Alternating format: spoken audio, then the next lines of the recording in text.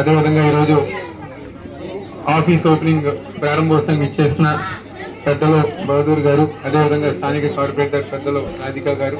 అదేవిధంగా మాజీ deputy mayor Challarao గారు కానివ్వండి, అదేవిధంగా ఇక్కడ ఇచ్చేసిన వైఎస్ఆర్ కాంగ్రెస్ పార్టీ నాయకులు శ్రీనిధులందరూ, మరీ ముఖ్యంగా ఈ కార్యక్రమం నిర్వహించిన ఆత్మీయులు సోదరులు వైఎస్ఆర్ కాంగ్రెస్ పార్టీ నాయకులు వెన్నా శివశంకర్ గారికి ప్రత్యేకమైన ధన్యవాదాలు. తప్పకుండా మీ అందరూ ఒక ఆశీర్వాదంతో,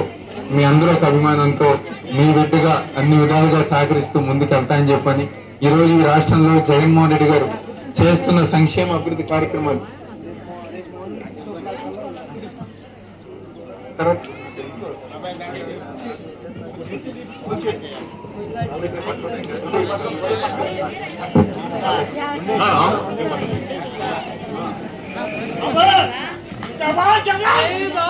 ఏదైతే